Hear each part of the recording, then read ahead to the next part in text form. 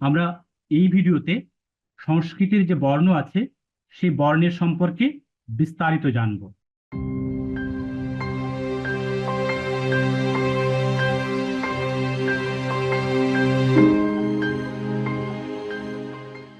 येनाक्षरसमाम्नायम् अधिगम्य महेश्वरात् कृत्स्नं व्याकरणं प्रोक्तं तस्मै पाणिनै नमः। वाक्यकारं वररुचिं भाष्यकारं पतञ्जलिं पाणिनिं सूत्रकारं च प्रणतोऽस्मि मुनित्रयम्। আমরা এই ভিডিওতে সংস্কৃতের যে বর্ণ আছে সেই বর্ণের সম্পর্কে বিস্তারিত জানব। প্রথমে আমি বলে নিচ্ছি যে যারা শুধু শুদ্ধ উচ্চারণে গীতা পাঠ শিখতে আগ্রহী তাদের জন্য এই ভিডিওটি দেখার প্রয়োজন নেই। আপনি যদি শিশু হন বা যারা শুধু শুদ্ধ উচ্চারণে গীতা পাঠ শিখতে আগ্রহী তাদের এই ভিডিওটি দেখার প্রয়োজন নেই। এই ভিডিওটি সংস্কৃতের ছাত্রদের জন্য বা যারা বর্ণমালার বিষয়ে বিস্তারিত জানতে চান বা যে সকল শিক্ষক বিভিন্ন স্কুলে গীতা পাঠ শেখান তারা যদি এই ভিডিওটা দেখেন তাহলে উপকৃত হবেন বলে আশা করছি। প্রথমে আমি যে সংস্কৃত শ্লোকটা আছে সেটা পাঠ করছি। নৃত্যাবসানে নটরাজরাজো ননাদ ঢক্কান্নব পঞ্চবারম উদ্ধরিত কামঃ সনকাদি সিদ্ধান এতদ বিমর্ষে শিবসূত্র জালম। নৃত্য অবসানে মানে নৃত্যের শেষে নটরাজরাজ মানে নটরাজ মানে শিব বা মহাদেব বা মহেশ্বর তিনি নবপঞ্চবারম মানে হচ্ছে নব মানে 9, পঞ্চ মানে 5 মানে 14 বার ঢক্কং ননাদ মানে ঢাকের শব্দ করেন। নৃত্যের শেষে নটরাজ বা মহেশ্বর তিনি 14 বার ঢাকের শব্দ করেন। এই যে 14 বার ঢাকের শব্দ করেন কেন করেন? সনকাদি সিদ্ধান সনকাদিদের সিদ্ধির জন্য। সনকাদি বলতে কাদের বোঝানো হয়েছে না? সনক, সনক, সনন্দন, সনাতন ও সনত কুমার এই 4 জন ঋষিকে সনকাদি শব্দের দ্বারা বোঝানো হয়েছে। তাহলে এই 4 জন ঋষির সিদ্ধির জন্য না উদ্ধর্ত কামহা মানে তাদের যে কামনা সিদ্ধির জন্য এই 14 বার ঢাকের শব্দ করেন এবং এই ঢাকের শব্দটাই শিবসূত্র জালের রূপে মানে বিস্তার লাভ করে বা বিস্তার লাভ করে। এই শিবসূত্র বলতে আমরা কি বুঝছি? যে মহেশ্বর বা মহাদেব তার নাচের শেষে যে 14 বার ঢাকের শব্দ করেন সনকাদির কামনা সিদ্ধির জন্য, সেই যে শব্দ থেকে যে সাউন্ডটা উৎপন্ন হয় 14 বার যে ঢাকের শব্দ থেকে যে সাউন্ডটা উৎপন্ন করা হয় সেটাই শিবসূত্র বা মহেশ্বর সূত্র। এই মহেশ্বর যে সাউন্ডটা হয় সাউন্ডগুলো কেমন? এরকম সাউন্ড হয় ঐউন ভরলরেক এউং ঐঔচ হয়বরট লন ইয়ামাওয়ানম ঝভৈ ঘড়ধস জবগড়দস খপছটতা চটতৌ কাপাই শশসর হল। এই 14টা সাউন্ড উৎপন্ন হয় মহাদেবের সেই ঢাকের শব্দ থেকে। 14 বার যে ঢাকের শব্দ করেন সেই 14টা ঢাকের শব্দের সাউন্ডটা এরকম হয় ঐউন রলরক এওং ঐঔচ হয়বরট লন ইয়ামাওয়ানম ঝভৈ ঘড়ধস জবগড়দস খপছটতা ছটতৌ খপছটতা চটতৌ কাপাই শশসর হল। এই সাউন্ডটা উৎপন্ন হয়। এই সাউন্ড থেকেই আমরা এই বর্ণগুলো পেয়েছি। এটা বিশ্বাস আমাদের পরম্পরা ক্রমে বা যারা এই সংস্কৃত বর্ণমালার যে পরম্পরা ক্রমে এই বিশ্বাস রয়েছে এইভাবেই বর্ণের উৎপত্তি হয়। তাহলে প্রথম দেখুন এখানে যে আই ই উ রিল রে এ ও আই ও এই যে বর্ণ এই যে শেষের যে হলন্ত যুক্ত বর্ণগুলো আছে এগুলোকে বাদ দিয়েই লিখতে হয় যখন আমরা বর্ণমালা। কেন এগুলো লেখা? এই যে হলন্তযুক্ত বর্ণগুলোর ব্যবহার কেন করা হয়েছে না প্রত্যাহার নির্মাণ। প্রত্যাহার নির্মাণ কেন? এটা সংস্কৃতের ছাত্রদের বিষয়, তারা জানবে, আমাদের জানার দরকার নেই। আমরা এখানে বলছি যে এই বর্ণগুলোর উৎপত্তি হয়েছে। তাহলে প্রথমে আসছে আ ই উ ঋ এ আই ও ঔ। এই যে বর্ণগুলো এই বর্ণগুলোকে পাণিনি বলছেন উ কাল অজ হ্রস্ব দীর্ঘ প্লুতহা। পাণিনি অষ্টাধ্যায়ীর প্রথম অধ্যায়ের 2য় পাদের 27 নম্বর যে সূত্র আছে সেই সূত্রতে এটা বলেছেন। তা 27 নম্বর সূত্র হচ্ছে এটা। সেখানে বলা হচ্ছে যে এই হ্রস্ব দীর্ঘ প্লুত এই ভেদে এই যে বর্ণগুলো আছে, এই বর্ণগুলো হ্রস্ব দীর্ঘ প্লুত এই ভেদে 3 প্রকার।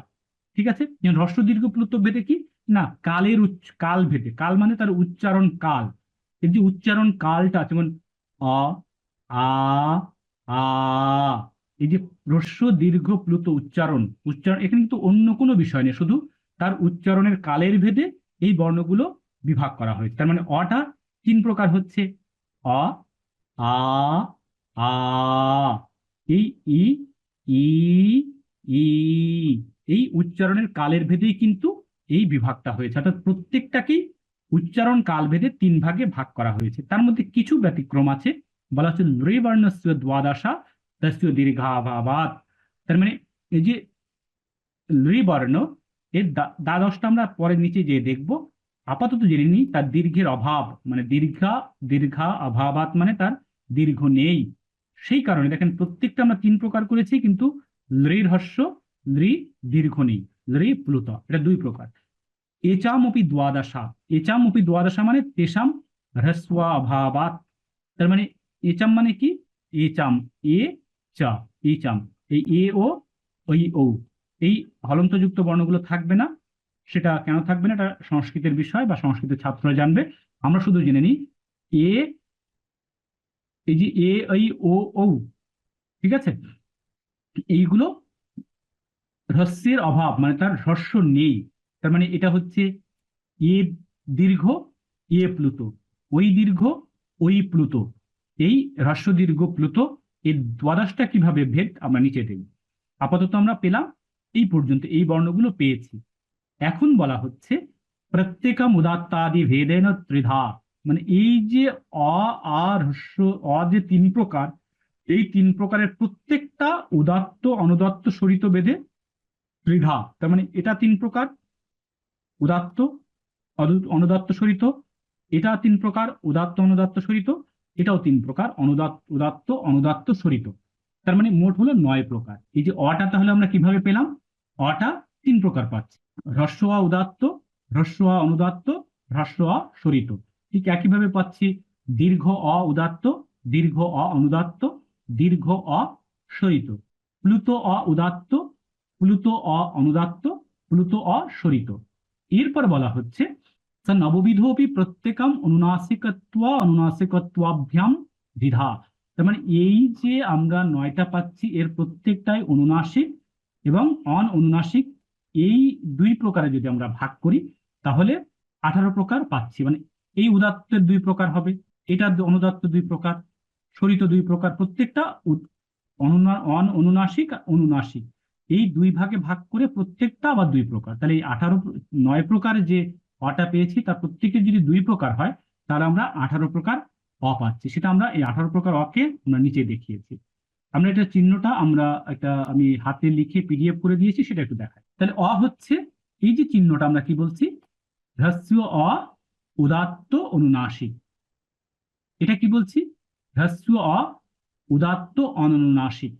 এটাকে বলছি হ্রস্ব অ অনুদাত্ত অনুনাসিক, হ্রস্ব অ অনুদাত্ত অনুনাসিক, হ্রস্ব অ স্বরিত অনুনাসিক, হ্রস্ব অ স্বরিত অনুনাসিক। দেখুন যতগুলো অনুনাসিক আছে প্রত্যেকটার উপরে কিন্তু চন্দ্রবিন্দু আছে, বিন্দু আছে, চন্দ্রবিন্দু আছে। মনে রাখবেন সংস্কৃত বর্ণমালায় চন্দ্রবিন্দু বলে কোনো আলাদা বর্ণ নেই। এটা হচ্ছে স্বরের যে অনুনাসিক, অনুনাসিক স্বরকে বোঝানোর জন্যই এখানে চন্দ্রবিন্দু শব্দের ব্যবহার, চন্দ্রবিন্দু এই চিহ্নটার ব্যবহার করা হয়, কিন্তু চন্দ্রবিন্দু আলাদা কোনো বর্ণ নয়। আমরা যখন উদাত্ত বলছি তখন উদাত্ত মানে যেভাবে আমরা অ দিচ্ছি সেভাবেই অ, অর্থাৎ আমরা যেভাবে অ শিখে আছি, যে অটা আমরা দেখি সেই অটা উদাত্ত অন অনুনাসিক অ। অনুনাসিকের প্রত্যেকটার উপর যেমন চন্দ্রবিন্দু থাকে, অনুদত্তের ঠিক প্রত্যেকটা নিচে তেমন এই একটা দাগ দেয়া থাকে। ঠিক একইভাবে শরীতের উপরে একটা সোজাসুজি দাগ দেয়া থাকে। তাহলে আমরা পড়বো কিভাবে এগুলো, এবং এটা কিন্তু প্রত্যেকটার কিন্তু এই চিহ্নগুলো আছে। তাহলে এটা আমরা পড়বো কিভাবে, পড়ার নিয়মটা আমি জেনে দিই। এটা পড়তে হবে হ্রস্ব অ উদাত্ত অনুনাসিক, হ্রস্ব অ উদাত্ত অনুনাসিক, হ্রস্ব অ অনুদাত্ত অনুনাসিক, হ্রস্ব অ অনুদাত্ত অনুনাসিক, হ্রস্ব অ স্বরিত অনুনাসিক, হ্রস্ব অ সরিত অননুনাসিক। এটা হচ্ছে দীর্ঘ অ উদাত্ত অনুনাসিক, দীর্ঘ অ উদাত্ত অনুনাসিক, দীর্ঘ অ উদাত্ত অননুনাসিক। এটাকে বলছে কি দীর্ঘ অ অনুদাত্ত অনুনাসিক, দীর্ঘ অ অনুদাত্ত অননুনাসিক। এটাকে বলছি দীর্ঘ অ সরিত অনুনাসিক, এটাকে বলতে হবে দীর্ঘ অ সরিত অননুনাসিক। প্লুত অ উদাত্ত অনুনাসিক, প্লুত অ উদাত্ত on অনুনাসিক, প্লুত O অনুদাত্ত অনুনাসিক, প্লুত O অনুদাত্ত অনুনাসিক, প্লুত O সরিত অনুনাসিক, প্লুত O সরিত on অনুনাসিক। এই প্রত্যেকটার চিহ্ন কিন্তু এইভাবে, প্রত্যেকটা এইভাবে পড়তে হয়। এর পরে যেটা আছে যে যে নববিধ প্রত্যেকমবি, তাহলে 18 প্রকার অ আমরা পেয়ে গেলাম। ঠিক একইভাবে ইকারের কিন্তু 18 প্রকার ভেদ আছে, অর্থাৎ হ্রস্ব ই উদাত্ত অনুনাসিক, হ্রস্ব ই উদাত্ত অননুনাসিক, হ্রস্ব ই অনুদাত্ত অনুনাসিক, হ্রস্ব ই অনুদাত্ত অননুনাসিক, হ্রস্ব ই সরিত অনুনাসিক, হ্রস্ব ই সরিত অননুনাসিক। ঠিক দীর্ঘ ই, প্লুত ই, এগুলোর প্রত্যেকেরই 18 প্রকার ভেদ আছে। তার মানে এই যে অকারের 18 প্রকার ভেদ, ইকারের 18 প্রকার ভেদ, উকারের ঠিক একই প্রকারে 18 প্রকার ভেদ আছে, রিকারের 18 প্রকার ভেদ আছে। ঠিক একইভাবে দৃকারের 18 প্রকার ভেদ আছে, কিন্তু দৃকারের 18 প্রকারের ভেদ নেই। এটা হ্রস্ব, এটা প্লুত, দীর্ঘ নেই। দেখেন আমরা এখানে পড়ে এসেছিলাম, আপনাদেরকে দেখিয়ে এসেছিলাম একটি জায়গায়, একটু খেয়াল করুন।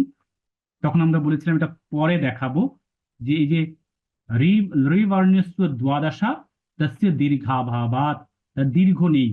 দীর্ঘ নেই বলেই এটা দ্বাদশ মানে 12টা হয়েছে।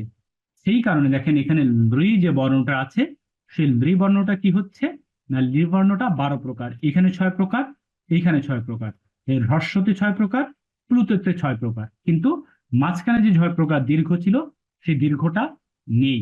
সেই কারণে এটা 12 প্রকার, অন্যগুলো 18 প্রকার। ঠিক একইভাবে এ কারের আমরা বলেছিলাম এর হ্রস্ব অভাবাত, তার মানে এর হ্রস্ব নেই। হ্রস্বের যে 6 প্রকার হ্রস্ব হয়, সেই হ্রস্ব একার 6 প্রকারের থাকে না। সেই কারণে এর দীর্ঘ একারের 6 প্রকার ভেদ, প্লুত একারের 6 প্রকার ভেদ। সেই কারণে এটাও 12 প্রকার। আমরা এখানে পড়েছিলাম এচাম অপি দ্বাদশা তেষাম হ্রস্বাভাবাৎ, এচাম অপি দ্বাদশা তেষাম হ্রস্বাভাবাৎ, মানে হ্রস্বের যে 6 প্রকার ভেদ সেটা নেই বলেই এই একার থেকে শুরু করে এ, আই, ও, আউ, এই বর্ণগুলোর 12 প্রকার হচ্ছে। দেখুন আমি দেখিয়ে দিয়েছি এখানে এ 12 প্রকার, ওই 12 প্রকার, ও 12 প্রকার, এই উদাত্ত অনুনাসিক, উদাত্ত অনুদাত্ত সরিত ভেদে এবং প্রত্যেকের অনুনাসিক অন অনুনাসিক ভেদে এটা 12 প্রকার। ঠিক ওই কারণেও 12 প্রকার। তাহলে আমরা সব মিলে কি পাচ্ছি, সব মিলে স্বরবর্ণ পাচ্ছি অ 18 প্রকার, ই 18 প্রকার, উ 18, রি 18, রে 12, এ 12, ওই 12, ও 12, ও 12, তার মানে সব মিলে স্বরবর্ণ হচ্ছে 132 প্রকার। এটা আপনি যদি বেদ পড়েন, বেদে এই বর্ণগুলো আছে, কিন্তু সংস্কৃত বর্ণমালায় বা সংস্কৃত যদি আপনি পড়তে চান তাহলে এই ভেদটা নিয়ে এটা আপনার প্রয়োজন হবে না। যে কারণে আমরা যখন লিঙ্কটা দেওয়া আছে, আমাদের যে আই বাটনে যে লিঙ্কটা দেওয়া আছে সেখানে দেখে নিন, আমরা ওইখানে বলেছিলাম স্বরবর্ণ সাধারণভাবে 13টি। কারণ এই যে 13 প্রকার স্বরবর্ণ আছে, এই 13 প্রকার স্বরবর্ণ পড়লেই আপনি আপনার সংস্কৃত বা শিখতে পারবেন বা গীতা পাঠ শিখতে পারবেন, এখানে কোনো সমস্যা নেই। শুধু যদি আপনি পাণিনীয় ব্যাকরণের যে ধাতু পাঠ বা যদি বেদ শিখতে চান তাহলে আপনার এইগুলোর প্রয়োজন হবে। এরপর আমরা আসছি ব্যঞ্জন বর্ণ। ব্যঞ্জন বর্ণ 33টি, আমরা বলেছিলাম সাধারণভাবে 33টি। আমরা এখানে ক, খ, গ, ঘ, ঙ, যা, ছা, যা, ঝা, ইয়া, টা, ঠা, ডা, ঢা, না, তা, থা, দা, ধা, না, পা, ফা, বা, ভা, মা, ইয়া, রা, লা, ওয়া, ইয়া, রা, লা, বা বলছি, এই যে বটা হচ্ছে বর্গীয় বা, আর বাদ বাকি হচ্ছে পা, ফা, বা, ভা, মা, ইয়া, রা, লা, বা, সা, সা, সা, হা। এখন এখানে বলা হচ্ছে অনুনাসিক অননুনাসিক ভেদেন ইয়াওয়ালা দ্বিধা, তার মানে ইয়া বা লা এটা 2 প্রকার আছে। একটা হচ্ছে অনুনাসিক ইয়া, অনুনাসিক ওয়া, অনুনাসিক লা। এটা উচ্চারণ হয় ইয়া বা লা, ইয়া, ওয়া, লা। এবং এই যে নাসিককে, নাসিককায় যে উচ্চারণটা হয় সেই কারণে চন্দ্রবিন্দু দিয়ে এটাকে বোঝানো হয়েছে। তার মানে ইয়া ওয়ালা দ্বিধা মানে এটা দুই প্রকার, সেই কারণে আমরা 33-এর জায়গায় 34, 35, 36 প্রকার ব্যঞ্জন বর্ণ পেতে পারি। এরপর আছে অযোগবাহ বর্ণ। অযোগবাহ বর্ণ কি? অযোগবাহ বর্ণ হচ্ছে চারটা: অনুস্বর, বিসর্গ, জিহ্বামূলীয়, উপাধমানীয়। কোনটাকে জিহ্বামূলীয়, কোনটাকে উপাধমানীয় বলা হবে সেটা আমাদের আই বাটনে যে লিঙ্কটা দেওয়া আছে ওটা আপনারা দেখে নিতে পারেন, আমাদের আগের ভিডিওতে দেওয়া আছে। এগুলো আমরা কেন অযোগবাহ বলছি? না, বলতে শব্দ প্রক্রিয়ায় যে বর্ণ সমূহ ভাগ বহন করে কিন্তু মাহেশ্বর সূত্রে নেই, তাকে অযোগবাহ বর্ণ বলে। অর্থাৎ এই যে মাহেশ্বর সূত্রে এই বর্ণগুলো কিন্তু নেই, অর্থাৎ আমরা এতক্ষণ ধরে যে বর্ণগুলো নিয়ে আলোচনা করেছি সেই বর্ণগুলো কিন্তু কিসে আছে? মাহেশ্বর সূত্রে আছে। মাহেশ্বর সূত্রে কিন্তু অনুস্বর নেই, বিসর্গ নেই এবং যে উপাধমানীয় নেই বা জিহ্বামূলীয় বর্ণ নেই। সেই কারণে আমরা বলছি এগুলোকে অযোগবাহ বর্ণ, আর অন্যগুলো যে স্বরবর্ণ বা ব্যঞ্জন বর্ণ যেগুলো আছে সেগুলো যোগবাহ বর্ণ। এই অযোগবাহ বর্ণ করার কারণই হচ্ছে এরা মাহেশ্বর সূত্রে নেই। তার মানে শব্দ প্রক্রিয়ায় যে বর্ণসমূহ ভাগ বহন করে, মানে এই বর্ণগুলো শব্দ প্রক্রিয়ার মধ্যে আমরা পাই কিন্তু মাহেশ্বর সূত্রে নেই, সেই কারণে আমরা এই যে চারটি বর্ণকে অযোগবাহ বর্ণ বলছি।